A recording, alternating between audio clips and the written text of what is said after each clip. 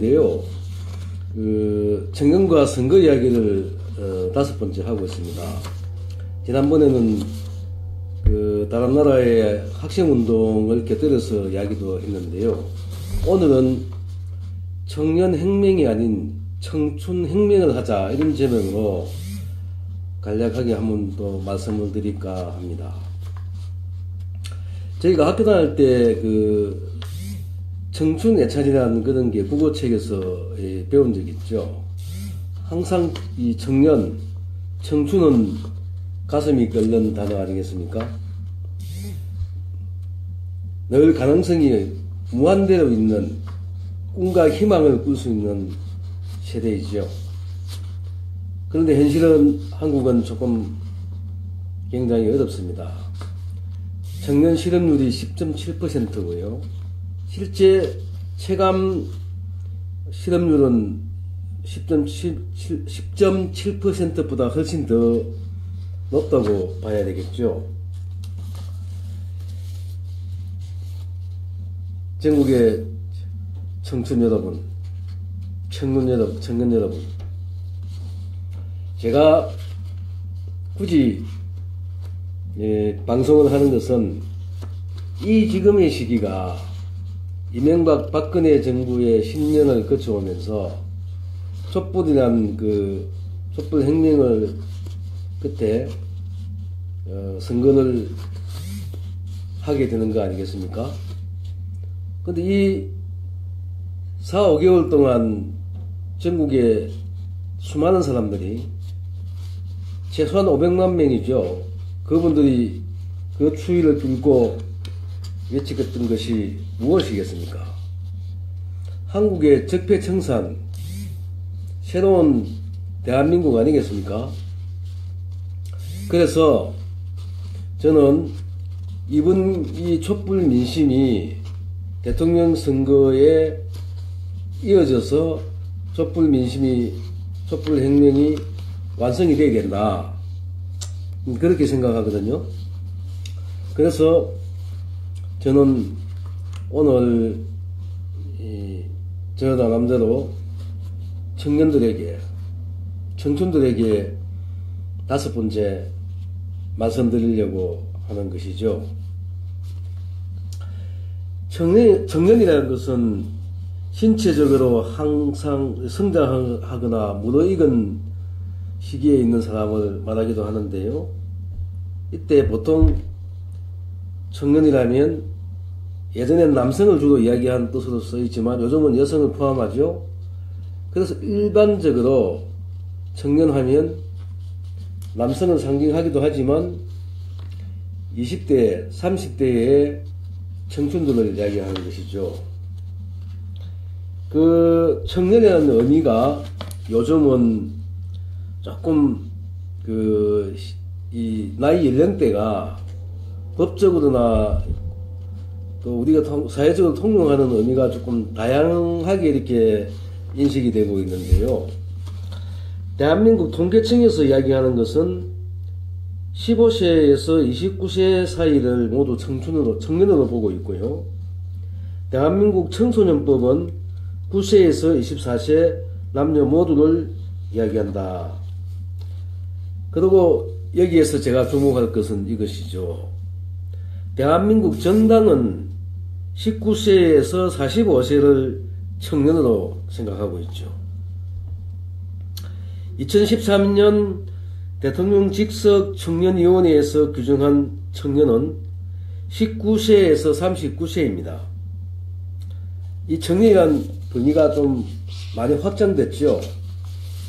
예전에 청년하면 우리 20대의 청춘 남녀들을 이야기한 것 같은데, 지금은 이 자연 연령이 장수를 하다 보니까 늘어나게 됨으로 해서 40대에 결혼한 분도 많죠.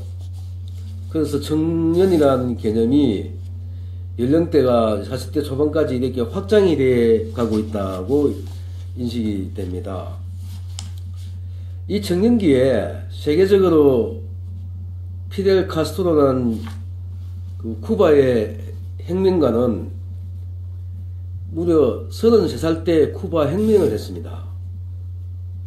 여러분 쿠바의 피델 카스트로 모르신 분 없죠? 이 청춘이란 나이에 비록 쿠바가 서국이긴 해도 33살 때 한 나라의 최고 지도자가 된 사람이 있죠. 바로 카스트로입니다. 또한 북아프리카의 리비아의 가다피도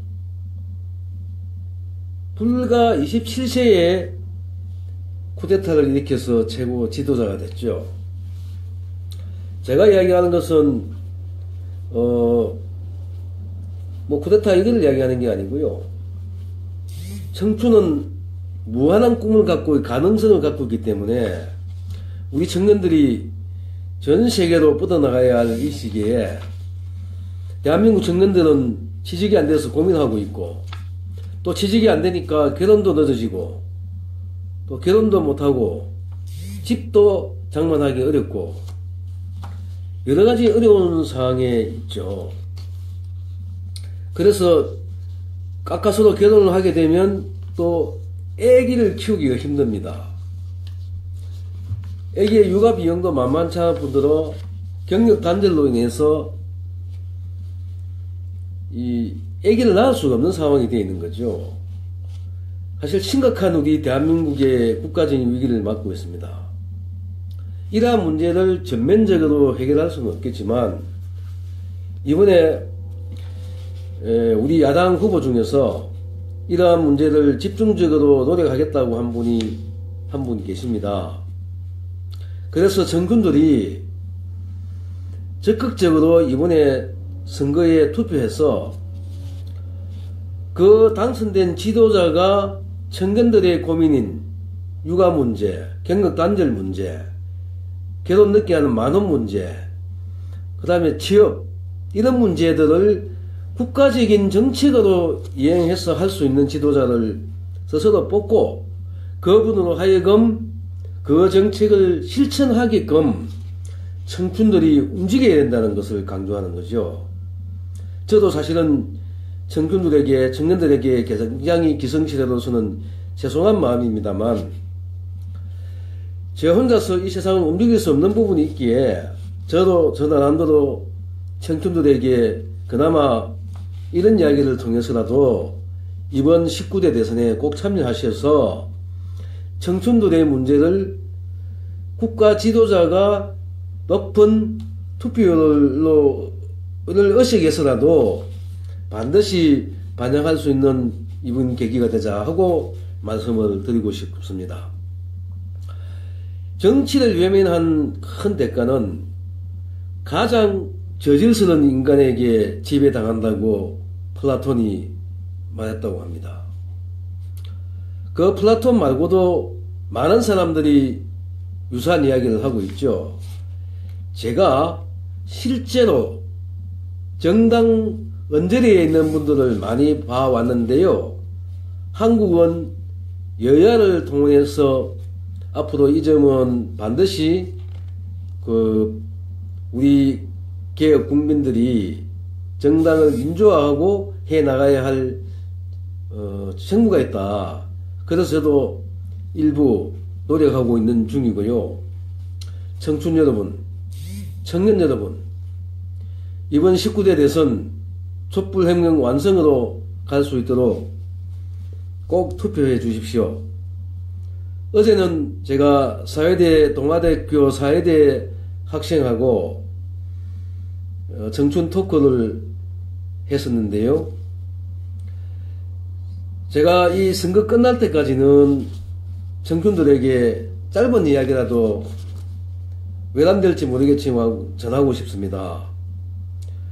우리나라 대한민국 정말 위기입니다.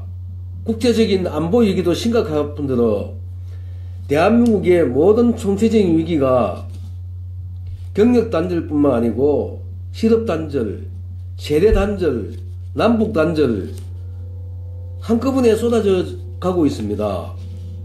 이런 문제 외면하고 있어서는 안 됩니다. 우리가 모두 나서서 적극적으로 선거에 정치에 참여함으로 해서 이 문제 해결할 수 있는 것이죠. 그래서 그 뽑힌 사람한테 해결하게끔 여러 방면으로 같이 노력해야 될 줄 압니다. 오늘은 부족하지만 내일 다시 또 청춘들의 이야기를 할까 합니다. 전국에 계신 청춘 여러분, 그리고 밤늦게 보고 계신 우리 페이스북 친구 여러분, 꼭 투표합시다. 그래서 세상을 바꿉시다. 그 세상을 바꾸는 게 당장의 혁명적인 변화가 오지 않더라도 실망하지 말고 조금이라도 바꾸고 노력해야만이 다음 역사 발전으로 넘어갈 수 있는 기초가 되는 것이죠. 포기하지 맙시다. 이번 선거 참여해서 반드시 촛불이 원했던 적폐청산, 새로운 대한민국 친일 청산할 수 있는 그런 기초를 다지는 선거가 될 수 있도록 여러분들께 말씀드리고요. 내일 다시 찾아뵙겠습니다. 고맙습니다. 박희정입니다.